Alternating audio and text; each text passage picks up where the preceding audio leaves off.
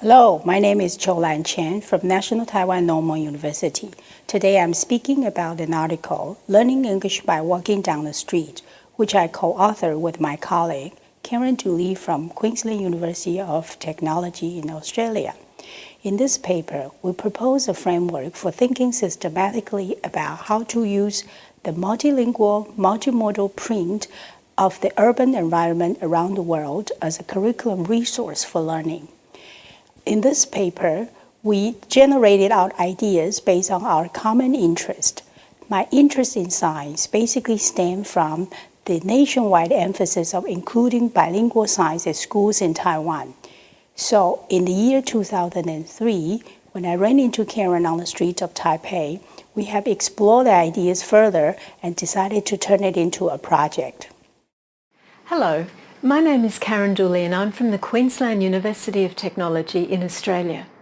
When I encountered Chiou-Ian that afternoon in the park, I'd been photographing signs around the university.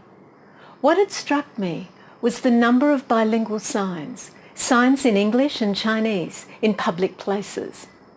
As a language and literacy teacher, I was curious about how I could use these signs in my teaching. In Australia, I prepare teachers for multicultural, multilingual classrooms. And I also work with English as a foreign language teachers who are studying in Australia. My interest in the signs stemmed from my knowledge of the environmental print tradition.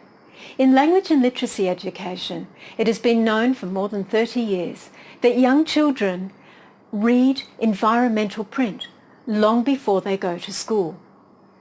However, one of the findings of this tradition is that mere immersion in a print-saturated environment is typically not enough to enable children to become literate in the sense of developing transferable literacy outcomes.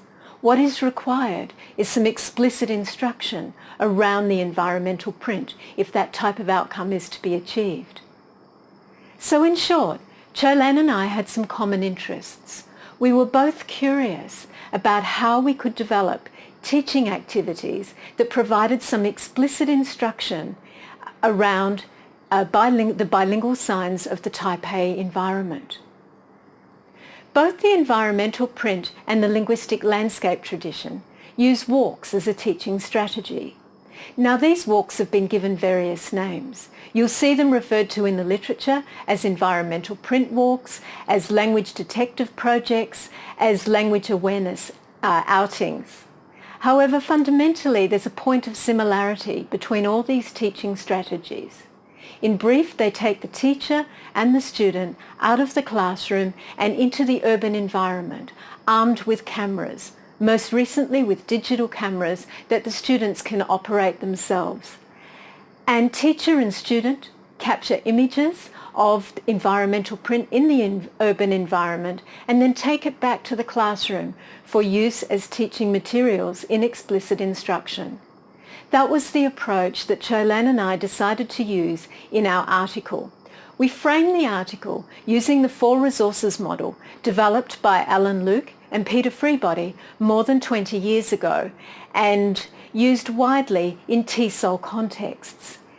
This model views literacy as a set of social practices. There are practices for code breaking, practices for meaning making or participating in the meaning of text, practices for text use and practices for text analysis. The model enables a systematic analysis of any one literacy event. In using the model, we looked at the potential of multilingual, multimodal print that we had captured in the Taipei environment. We looked at the potential of that print for each of the practices in turn, and then developed some ideas for teaching to build children's capabilities with those practices. In particular, we looked at different levels of language proficiency.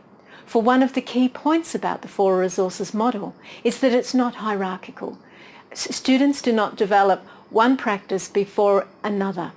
So we looked at all 4 practices for a range of language proficiency levels.